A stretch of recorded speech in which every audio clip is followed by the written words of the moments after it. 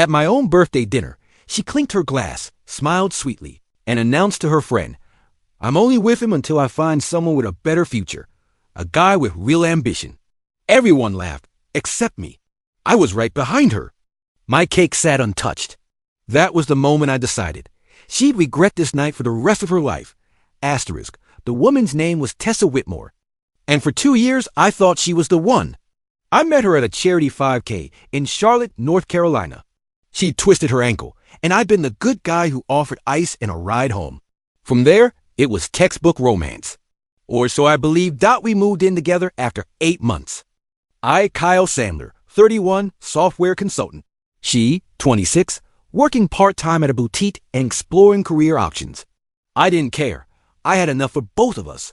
And I was stupidly proud of that. The night of the betrayal, it was my 32nd birthday.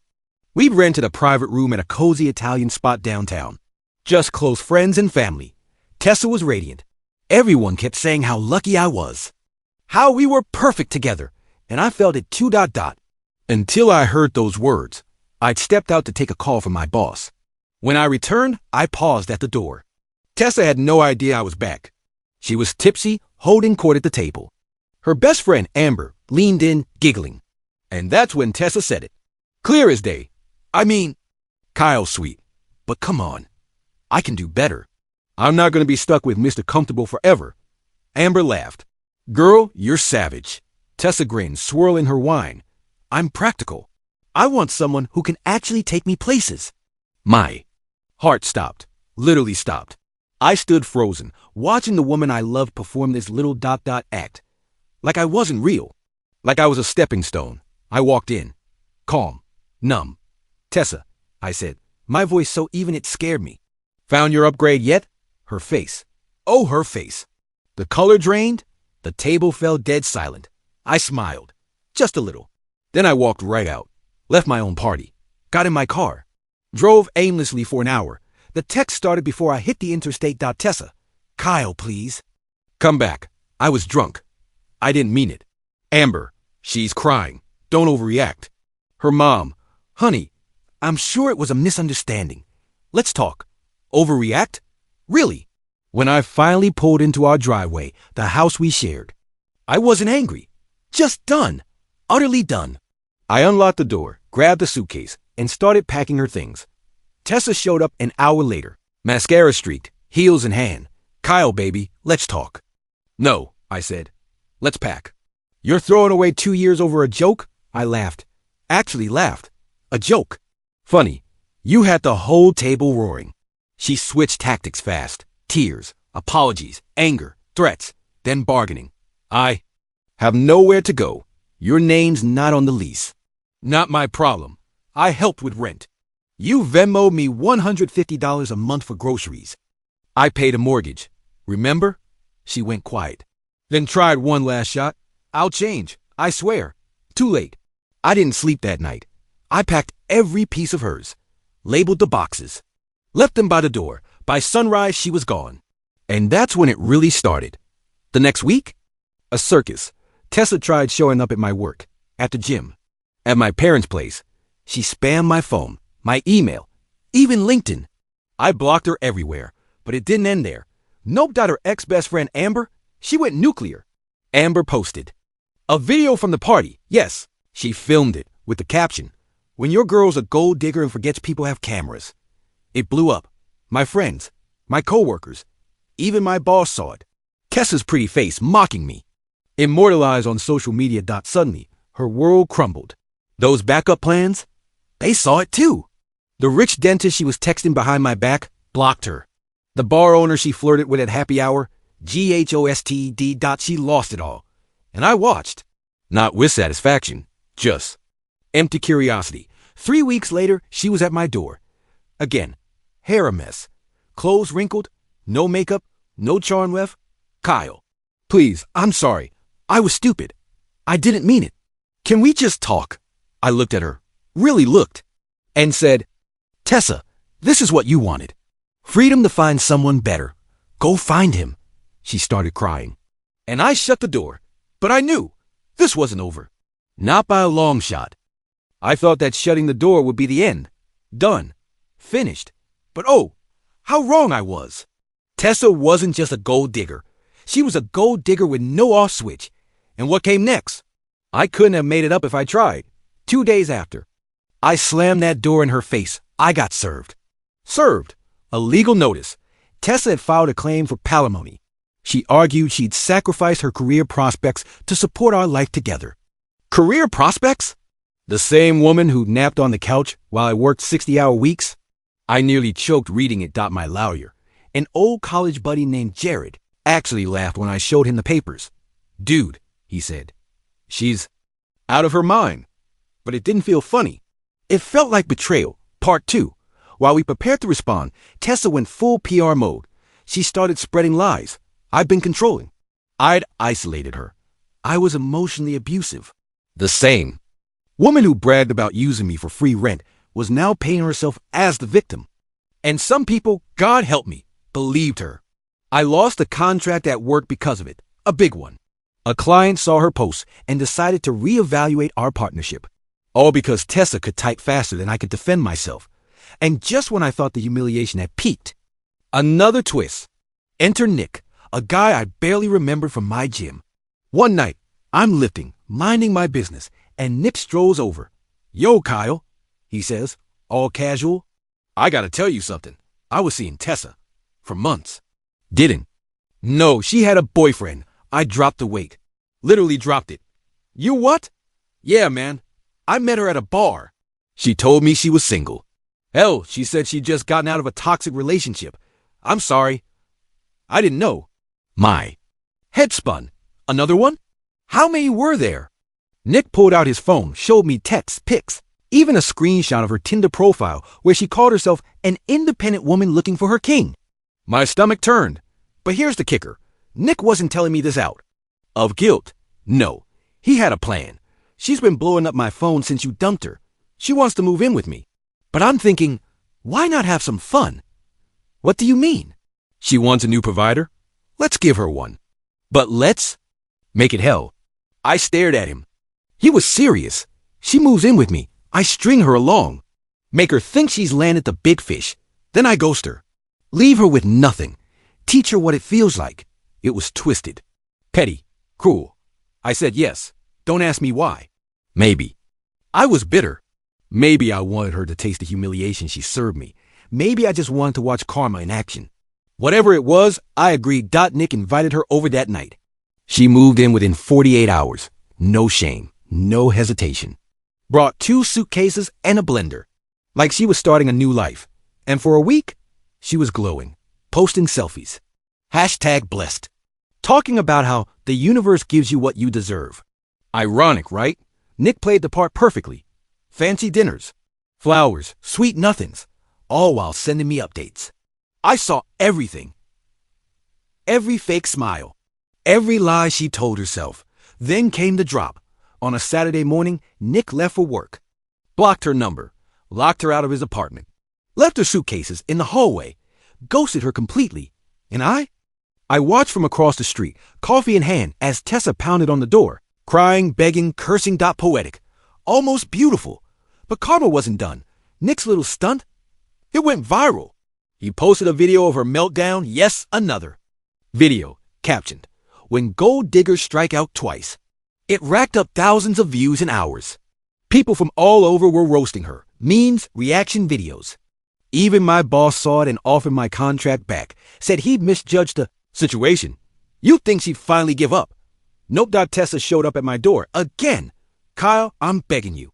I have nowhere to go. I'm done playing games. Please. I just need help. I stared at her. Hair disheveled. Mascara streaked. Same clothes from 2 days ago. And for a second, just a second, I felt bad. Then she said it. I know I messed up, but don't you still care? A little? I laugh. Couldn't help it. Tessa. I care enough to tell you this. Find a shelter, a job, a therapist, but stop looking at me like I'm your safety net. Because I'm done. And I shut the door. Again. But deep down, I knew. This wasn't the last I'd hear of her. Not by a long shot. I thought Nick's stunt would be the final nail in Tessa's coffin.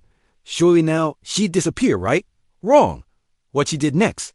Even my most twisted nightmares wouldn't have guessed it. 3 days after Nick locked her out, my phone buzzed. At 2 a.m., I didn't recognize the number. Against my better judgment, I answered. Kyle, it's me, Tessa. Her voice was shaky. Please, don't hang up. I'm at the hospital. What? My heart raced. Hospital? Was she hurt? Deadly curiosity won out. What happened? I collapsed. I'm dehydrated. I've been sleeping in my car, the sob started. I have no one else. Please, can you come? A sick part of me wanted to hang up, but I went. Maybe because I'm an idiot. Maybe because I wanted to see it with my own eyes. The woman who tore my life apart reduced to this. The hospital was grim. Fluorescent lights. That chemical smell that screams. You don't want to be here. And there she was. In a borrowed sweatshirt, hair matted, lips cracked. I barely recognized her. I'm sorry, she whispered. I stared at her. Sorry? That's what you've got. After everything. After using me, lying to me, dragging my name through the mud, you think sorry cuts it? Tessa burst into tears, real ones this time. No mascara, no audience, no manipulations. Just raw, ugly crying. Kyle, I know I don't deserve it, but I need help, please. Just a few nights on your couch. I'll figure it out. I'll leave after that. I swear. I couldn't believe what I was hearing. My couch? After everything she'd done? The audacity. Why me? I snapped. After. Nick, after your lies, after your lawsuits, why the hell would you think I owe you anything? She clutched at the blanket like it was her last shield. Because you're the only good man I ever knew. The words hung in the air. Pathetic, tragic, infuriating. I didn't say yes. I didn't say no. I left. Left her sitting there watching me walk out again, and I thought that was that. But oh no, the universe wasn't done laughing at me. Next morning, my inbox exploded. Screenshots, messages. My ex-fiancé had started a GoFundMe. Help Tessa rebuild after emotional abuse and betrayal. What the hell? She painted herself as the victim. Again. Claimed I'd left her penniless, jobless, and homeless after years of control and gaslighting. And here's the worst part. People donated. Hundreds of dollars started flowing in from strangers who ate up her sob story. I was furious, but also impressed at the sheer nerve. Then came the twist I didn't see coming. One of those strangers? A lawyer, a woman named Naomi Gray. She reached out to me. Hi, Kyle. I saw the fundraiser. Something about it didn't sit right. I did some digging. Mind if I share?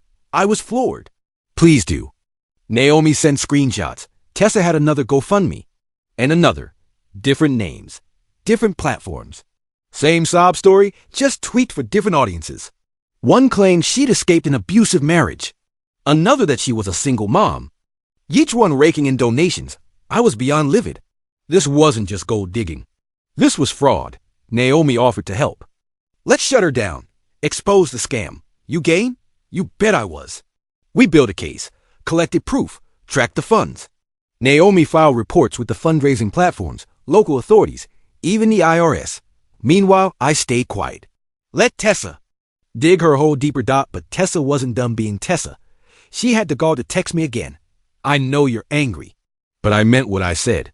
You're the only person who ever truly cared. I stared at the message, the irony, the gall, the insanity. You're right, I typed back. I did care. That was my mistake. Send . And then I blocked her for good. Within a week, Naomi's work paid off. All the fundraisers, taken down, frozen accounts, refunds issued. And Tessa? She went from GoFundMe grifter to public pariah overnight. Screenshots of her schemes spread like wildfire. Reddit threads, Facebook groups. Even local news picked it up. And me? I watched the storm from the sidelines. No more anger. Just shock and a weird, bitter amusement. Because in the end, she played herself harder than I ever could. But just when I thought the final chapter was written, another message came from someone I never expected. I thought the nightmare was over. Tessa's scams were exposed. The fundraisers got shut down. Her reputation shattered. I could finally breathe, right? Wrong. Because the next message I got changed everything. It was from her father. Hi, Kyle. This is Frank Whitmore. Can we meet? I owe you an apology and an explanation. What the hell? The same man who'd once told me I wasn't good enough for his daughter? Now he wanted to talk. I almost ignored it. But curiosity got the better of me. We met at a diner. Neutral ground. Frank looked awful. Gaunt. Tired. Like the last 3 months had aged him 10 years. He didn't bother with small talk. I'm sorry, he said, voice hoarse. For what she did to you. For what I did to you? I should have seen it. I should have stopped it. I said nothing. Let him talk.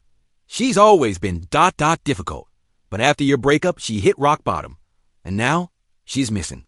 I blinked. Missing? Frank nodded. Last we heard, she was heading to Vegas. Said she had a plan to turn it all around. That was 2 weeks ago. No one's heard from her since.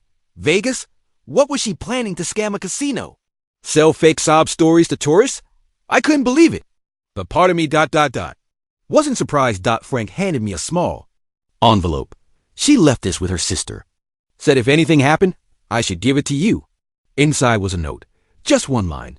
I'm sorry I hurt you. I hope you find happiness, Kyle. No manipulation. No excuses. Just that. And it rattled me. Frank looked at me, eyes red. If you hear from her, please, let me know. I left that diner with my head spinning. Tessa, gone, just like that. And then, the twist. That night, I got a DM from a stranger. Yo, you don't know me, but I think we both got played. Name's Rick. I met Tessa in Vegas. She told me she was a single mom escaping a violent ex. Convinced me to lend her $2 grand, then vanished. What? I called Frank.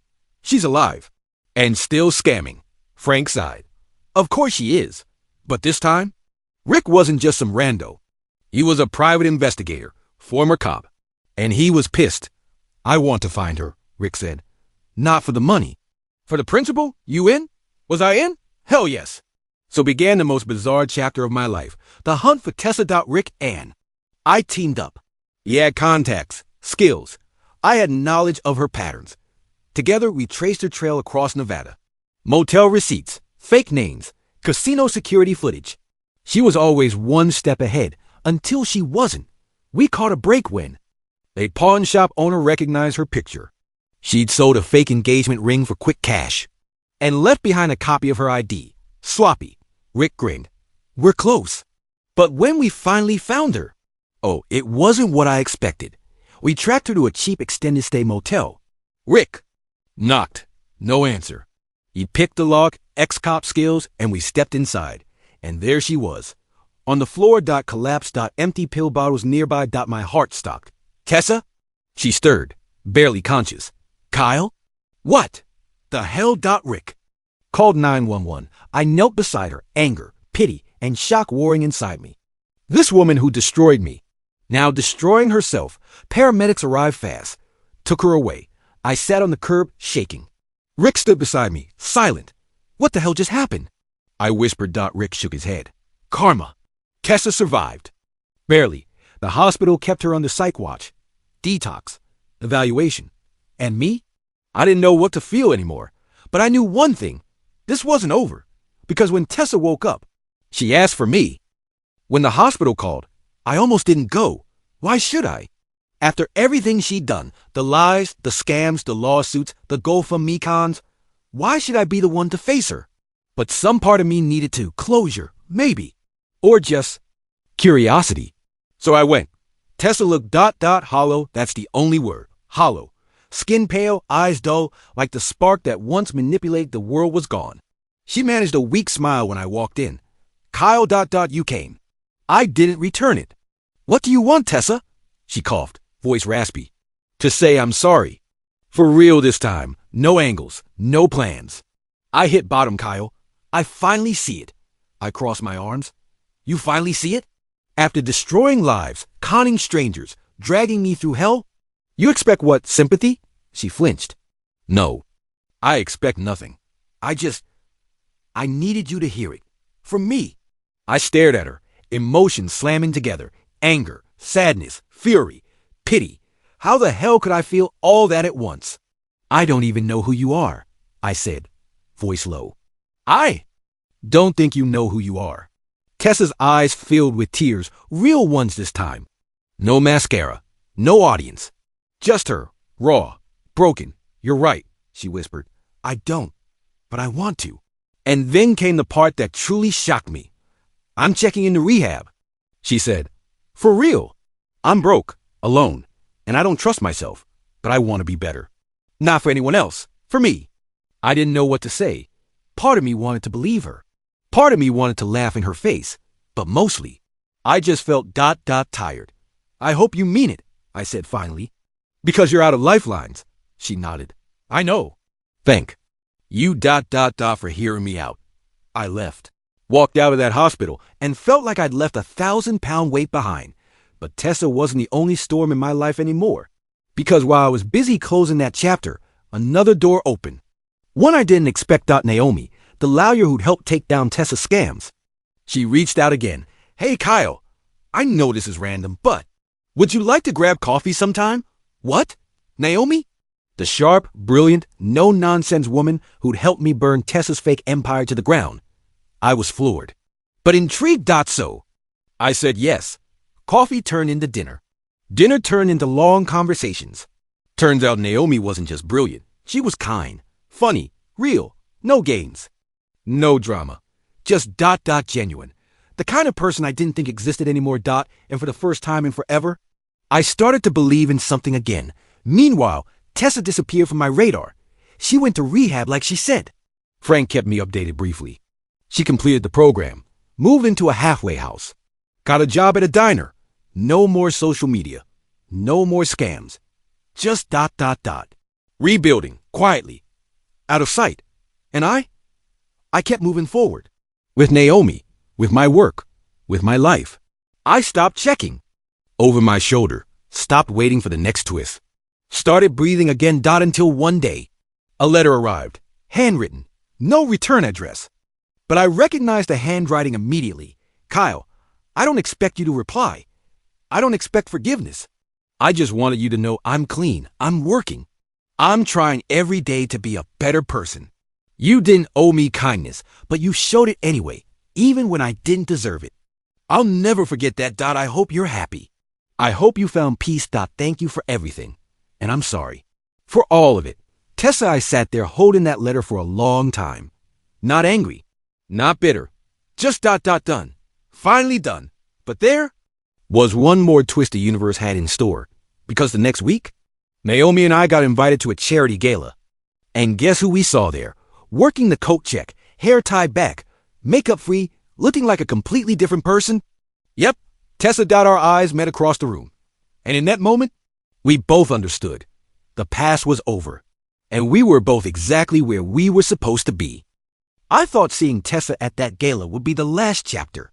A full circle moment. The con artist turned coat check girl. The liar who'd finally faced herself. I nodded. She nodded. And I thought, that's it. Closure. But no. Because life loves throwing one last grenade when you least expect it. The night of the gala, Naomi and I left early, hand in hand, happy, at peace. Or so we thought. The next morning, I woke up to chaos. My phone was blowing up. Calls, texts, emails, even a voicemail from my mother. Panicked. Kyle, turn on the news. I did. And there it was, plastered across every channel, every social feed. Local woman foils charity gala heist. I froze. The screen showed grainy security footage. A man, masked, armed, storming the gala after. We'd left, demanding cash, jewelry, people cowering, screaming. And then Tessa tackling the guy from behind. I stared, jaw dropped, as the footage replayed. The man falling, the gun skidding across the marble floor. Tessa wrestling him, holding him down until security swarmed. What the hell? The media went wild. Former scammer redeems herself. From gold digger to hero. Coat check girl saves the day.